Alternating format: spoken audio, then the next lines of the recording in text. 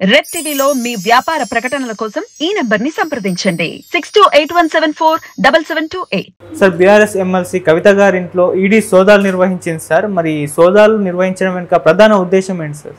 ప్రధాన ఉద్దేశం ఏముంటుంది, ఆ ముద్దాయి కాబట్టి ఆమె ఇంట్లో సోదాలు అనేవి నిర్వహిస్తున్నారు. ఓకే. యాక్చువల్గా ఫస్ట్ ఏంటంటే ఎమ్మెల్సీ కవిత ఇంట్లో ఐటీ దాడులు అని పుకార్లు వచ్చాయి. అయితే దాని తర్వాత అర్థమైంది ఏమంటే ఢిల్లీ నుంచి ఈడీ రంగంలోకి దిగిందని, ఈడీ దాదాపు 10 మంది దాకా వచ్చారని, కొంతమంది ఐటీ అధికారుల సహాయం తీసుకున్నారని వాళ్ళతో కలిసి ఈడీ దాడులు చేస్తుంది. అంటే ఇది బేసిక్గా ఈడీ దాడులు. అంటే మనకి దీని నేపథ్యం తెలియాలంటే ఢిల్లీ లిక్కర్ స్కామ్లో భాగంగా ఈమె ఇంటి మీద దాడులు చేశారు. యాక్చువల్గా ఏంటంటే ఈ ఢిల్లీ లిక్కర్ స్కామ్ అనేది గత కొన్ని నెలల నుంచి అనేక మలుపులు తిరుగుతుంది. దీంట్లో ప్రధానంగా ఢిల్లీ లిక్కర్ స్కామ్ మనం చాలాసార్లు చెప్పుకున్నాం, బట్ బ్రీఫ్గా నేను చెప్తాను. ఢిల్లీ లిక్కర్ స్కామ్ ఏంటంటే 2021-22కు ఢిల్లీలో ఎక్సైజ్ పాలసీ కొత్తది ప్రవేశపెట్టారు. అప్పటి వరకు ప్రభుత్వమే, ఇప్పుడు ఆంధ్రప్రదేశ్లో ఎలాగైతే ప్రభుత్వ ఆధ్వర్యంలో రీటైల్ అవుట్లెట్స్ నడుస్తున్నాయో అట్లా ఢిల్లీలో కూడా రీటైల్ అవుట్లెట్స్ కోసం సపరేట్గా పెట్టి అది ప్రైవేటైజ్ చేశారు. దాదాపు 849 రీటైల్ అవుట్లెట్స్ని పెట్టడం, అది మార్నింగ్ అర్లీ అవర్స్ 3 గంటల వరకు నడపడం, ఇట్లాంటి కొన్ని పాలసీ చేంజ్ చేశారనమాట బేసిక్గా. సో దీనివల్ల 9,500 కోట్ల అదనపు ఆదాయం వస్తుందని కూడా అంచనా వేశారు. సో ఇది బేసిక్గా ఢిల్లీ ఎక్సైజ్ పాలసీ. సో అప్పుడు మనీష్ సిసోడియా ఉప ముఖ్యమంత్రిగా ఉన్నారు, ఆయనే ఎక్సైజ్ మినిస్టర్ కూడా ఉన్నారనమాట. అందుకనే ఇప్పుడు ఆయన దాదాపు 1 ఇయర్ నుంచి జైల్లో ఉండడానికి కారణం ఏంటంటే ఆయన ఎక్సైజ్ మినిస్టర్, ఆయన ఆధ్వర్యంలో ఇది జరిగింది.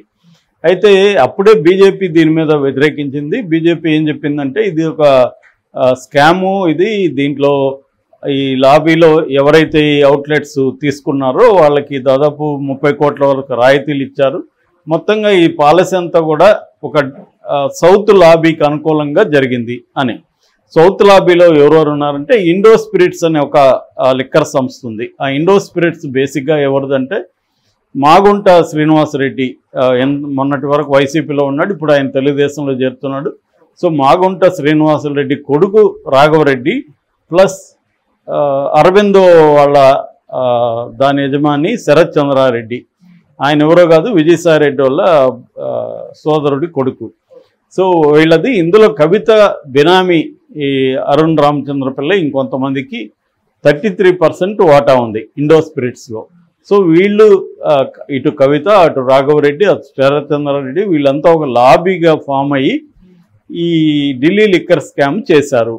అంటే అసలు ఆ మొత్తం పాలసీని డిజైన్ చేసింది, రాసింది, డ్రాఫ్ట్ చేసింది అన్నీ కూడా గోరంట్ల బుచ్చిబాబు అనే ఒక సీఏ. ఆయన గతంలో కవితకి సీఏగా పనిచేశాడు. సో దీంట్లో కొంత అరుణ్ రామచంద్ర పిల్ల వచ్చి కవితకి బినామీ.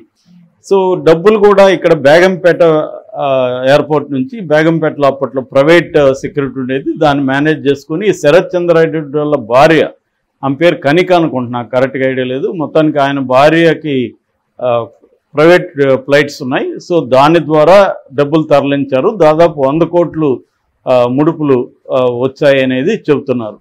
సో దీంట్లో నుంచి కవితకు కూడా 100 కోట్ల వరకు ముట్టిందనేది చెబుతున్నారు అనమాట. సో ఇది బేసిక్గా ఢిల్లీ లిక్కర్ స్కామ్. ఈ స్కామ్లో కవిత వెరీ వెరీ ఇంపార్టెంట్. సో దాంట్లో వచ్చిన డబ్బుల్ని కవిత వాళ్ళ భర్త దేవన్నపల్లి అనిల్ కుమార్కి రియల్ ఎస్టేట్లు ఉన్నాయి, దాంట్లో పెట్టుబడులు పెట్టారు. చాలా హాస్పిటల్స్ ఉన్నాయి, అంటే బినామీ పేర్లతో ఎవరో నడుపుతుంటారు వాటిని, కానీ కవిత పెట్టుబడులు ఉంటాయి. అట్లా ఈ డబ్బుల్ని ఎక్కడెక్కడ ఎలా డైవర్ట్ చేసింది ఇవన్నీ కూడా ఈడీ ఆరాధిస్తుంది అన్నమాట. సో దానికోసం ఈడీ ఏం చేసిందంటే ఇవన్నీ కొంతకాలం క్రితం దాదాపు 3 సార్లు ఈడీ ఢిల్లీలో విచారించింది. అది మనం చెప్పుకున్నాం చాలాసార్లు. హైడ్రామా నడిచింది. ఇక్కడ నుంచి కవితకు సంబంధించిన వాళ్ళ అన్న కావచ్చు, కేటీఆర్ కావచ్చు, హరీష్ రావు కావచ్చు, చాలామంది మినిస్టర్లు అక్కడ పోయి మకాం వేశారు. ఒక టెన్షన్ వాతావరణం నెలకొంది, అరెస్ట్ చేస్తారా లేదా అన్న ఇది కనిపించింది. అయితే దాని తర్వాత సడన్గా ఆగిపోయింది. ఎన్నికలకు ముందు అసలు ఏం జోలికి ఏమీ రాకుండా పోయారు. దాంతో కాంగ్రెస్ కూడా బీఆర్ఎస్ అండ్ బీజేపీ కుమ్మక్కయ్యారు, అందుకనే కవితని పక్కన పెట్టారని. కానీ బీజేపీ వాళ్ళు ఏం చెప్తున్నారంటే కవితని అరెస్ట్ చేస్తే సింపతి వస్తుంది కేసీఆర్, కానీ అరెస్ట్ చేయలేదు. ఎలక్షన్ ముందు, ఎలక్షన్ అయినాక అరెస్ట్ చేస్తారని కూడా అప్పట్లో అన్నారు. ఆ తర్వాత కాంగ్రెస్ గెలిచిన తర్వాత కేసీఆర్ బీజేపీతో పొత్తు పెట్టుకుందాం అఫీషియల్గానే డిసైడ్ అయినాడని ఢిల్లీలో అపాయింట్మెంట్ కోసం ట్రై చేసి ఈరోజు రేపు వెళ్తున్నారని కూడా పుకార్లు వచ్చాయి. కానీ ఢిల్లీ నుంచి గ్రీన్ సిగ్నల్ రాలేదు.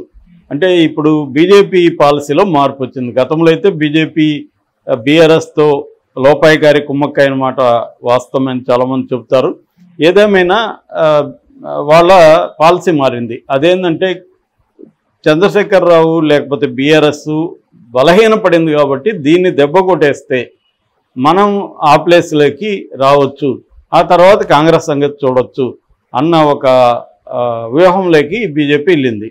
సో దాంతో ఏమయ్యారంటే రేవంత్ రెడ్డికి కూడా బీఆర్ఎస్ లేదా కేసీఆర్ కుటుంబం పరమ బద్ధ శత్రువులు కాబట్టి రేవంత్ రెడ్డి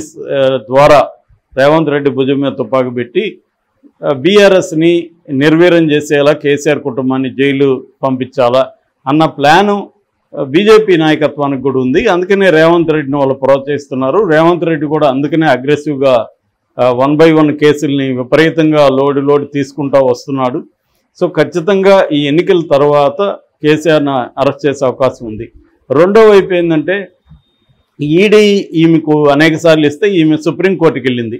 నన్ను మహిళని కూడా చూడకుండా వాళ్ళు అర్ధరాత్రి వరకు అక్కడ పెట్టుకున్నారు, నైట్ వరకు, అర్ధరాత్రి కాదు నైట్ వరకు పెట్టుకున్నారు.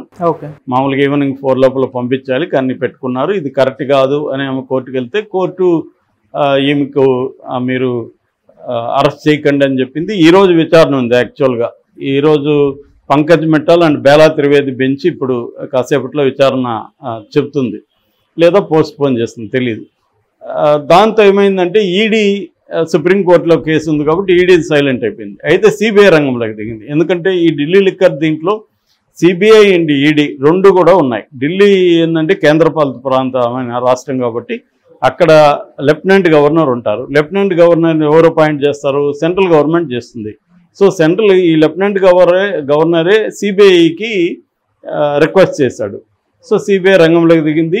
దాంట్లో మనీ లాండరింగ్ జరిగిందన్నప్పుడు పిఎంఎల్ఏ కింద prevention of money laundering act కింద ఈడీ కూడా రంగంలోకి దిగుతుంది. కవల పిల్లల్లాగా వీళ్ళు సిబిఐ ఈడీ ఒకటి దిగితే ఇంకొకటి దిగుతూ ఉంటారు. ముందుగా సిబిఐ దిగుతుంది, మళ్ళీ ఈడీ దిగుతూ ఉంటుంది. అలాగా దీంట్లో ఈడీ దిగింది.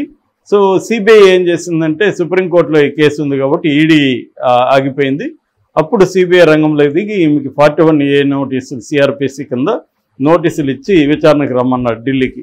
ఈమె ఢిల్లీకి వెళ్లకుండా ఈమె ఒక రిప్లై పెట్టింది. అదేంటంటే నేను ఇప్పుడు బిజీగా ఉన్నాను, ఎన్నికల్లో బిజీగా ఉన్నాను కాబట్టి ఈ 3 నెలలు కూడా నేను రాలేను, మీకు అత్యంత అవసరమైతే వీడియో కాన్ఫరెన్స్ ద్వారా నేను మాట్లాడతాను అని ఆమె చెప్పింది.